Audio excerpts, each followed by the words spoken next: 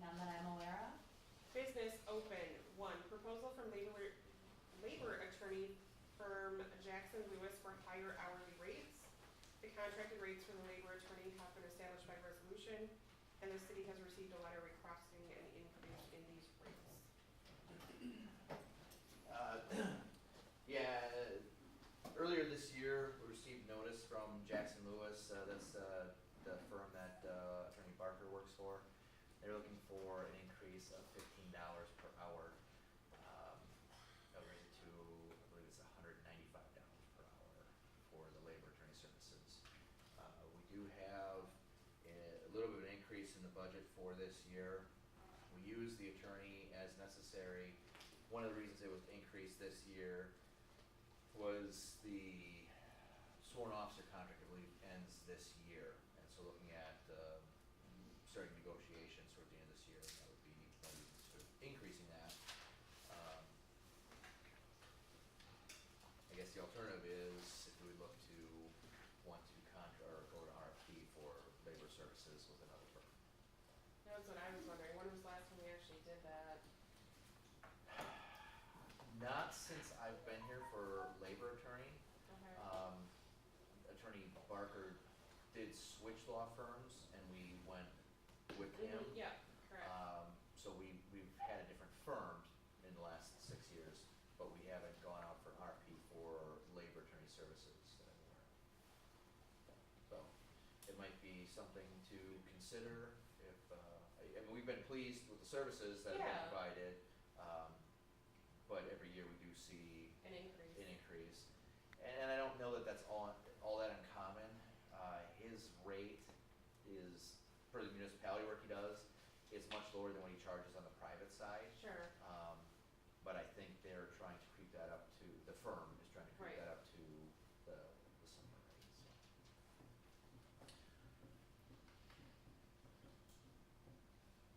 Richard, your thoughts? How many hours a year would you say we use from them? What are we talking here? I think it depends on if we're in a negotiation year Right, too, and right. what we have going on. We used to see where he used to come to a lot more than negotiations, but I mean, there's not much to negotiate now, so his involvement has been pretty minimal compared to several years ago. We do have a little bit more invested with the sworn officers. Right. And time there. So it's this current contract was a 3-year agreement.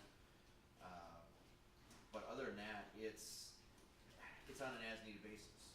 You have an odd question that our insurance company may not be able to assist with. There's some employee issue that arises that you want to get a legal opinion on, or something that the labor attorney may need to defend. If it's not a, we'll say a liability claim or something in that regard, we'd have CIDMEC potentially, handling that. But something that may be a suit brought against city in an employment matter or a contractual matter, then we look to the labor attorney for that. On average, maybe 75 to 100 hours. I know other department chief has gone to Barker in the past on some questions. We try to hit it up front before there is an issue because it's much cheaper to do it that way. You can have the answer and defend it before it becomes an issue. Then it's going to be a lot more time and therefore money. So let's say 100 hours, you're figuring $1,500. Well, If that. he said night. The difference, 1,500. Yeah. Yeah, sure. Yeah. I mean, if you prefer, I can reach out to other communities and see what they're paying their labor attorneys, and maybe we're still getting a bargain even at the increase rate. That would be good to know. I think so. Okay. And then we That know. makes sense. Yeah. Is there a specific date we have to have? No, it was a notice that the rates were increasing, and like I said in what you read there, it's been adopted by resolution in the past, just confirming or affirming it, and that's what we would. Yeah, and in fact, maybe that would be something you may want to do in the interim,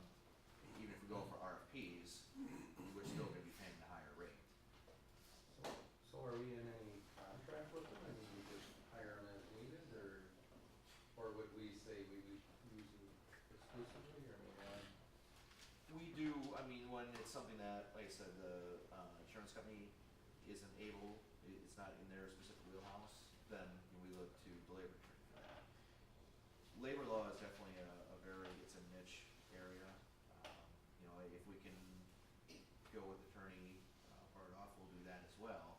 But when you're getting into labor law, that's, you know, all the case law and everything that's out there, it's a very specific area.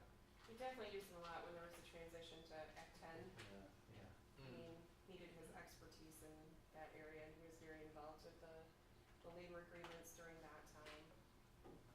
And when I know we've had some questions about some things that have come up in the past, and we've gone to him, so. Yeah.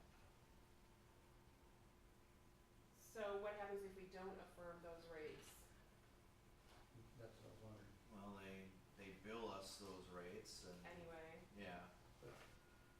And I guess we pay $15 less per hour, and at some point they come after us for the balance.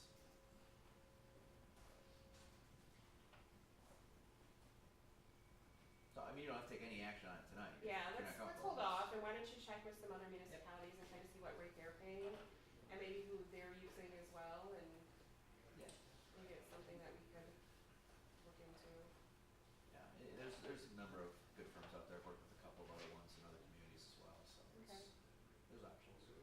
I mean, we could at any time go to anybody, right? I mean, it's not like we're locked into these guys. Yeah, we could have stayed with the firm that he left, before too. Can't remember which firm that was. I don't recruit the people that I work with, yeah. But in the meantime, if you need to use them, I mean, we have to, right? I mean, Yeah, we'll just pay the extra. Well, we'd 15 still- or yeah. just- Yeah, we still use them, and if they end up charging us the higher rate, then we'll have to adjust at that point. Um,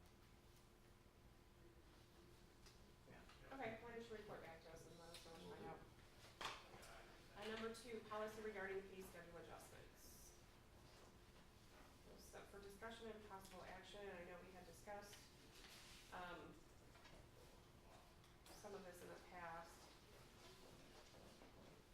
Yeah, what you have in front of you, or was sent ahead, was just the actual language itself Mhm. of the changes. This thing is not cooperating, so, can't bring them up on the screen for you at the moment, it looks like. But, the intent was to change the language so that it read, that the compensation would be tied to the CPI, similar to what the labor agreement, or the labor union, a non-sworn officer, or, you know, non-sworn officers are tied to. And that's the, Department of Revenue has identified the WERC, the Wisconsin Employment Relations Commission, and they maintain a consumer price index calculation chart. Within the language there, there's actually a hyperlink, so if it's an electronic file, the hyperlink will bring you right to that website then that has the chart. And then you would use the rate that's in effect for January 1 of 2000 XX, so it's, whatever year is next up is the rate you would use. The intent was that this would be the hard set. If it's 0.62%, it's 0.62% for the next year, not higher, not lower. That was what was offered by the committee the last time, so this is just the language to reference what the intent was from that last meeting. I also included the marked up copy for you as well, just for reference. It's, a little harder to read with the lines and Yeah. everything else, but that's why I like to include the clean copy there too. And Richard, part of the reason we went with this is because every year we're trying to determine, well, should it be a 0.5%, should it be a percent, what should it be? And this way, we'll always know essentially what it is, because that number's out in advance, we can build it into the budget. Plus, it's not, something that changes with every council or every year, like one year they're not gonna get a raise, and the next year, I mean, this isn't determined by us then, it's determined by that CPI. No, it makes sense to me. There's, I don't know if I'm missing something, let's see, page 6, I believe it is, where you got it marked up, I don't see what the difference is, it looks like. Oh, page 6, there might not be any differences on page 6, it's just page 1 really Oh, is where okay, it cause it is, was like struck out highly qualified and then in its place highly qualified. Yeah, oh, there might have been something with a space in there or whatever that, Okay. that was doing, I'm not certain. I think highly qualified was initially hyphenated and the hyphen was taken out. Oh, Oh, that might be. yeah, you're right, I Yeah. see it now. But that's it, The nothing. strikeout is going right through. I know, yeah. Okay. Alright. No, I don't have a problem with this. Yeah. So I guess you want a motion to go Yes. ahead and approve this, I'll make a motion to approve this. I will second the motion. We have a motion and a second. Is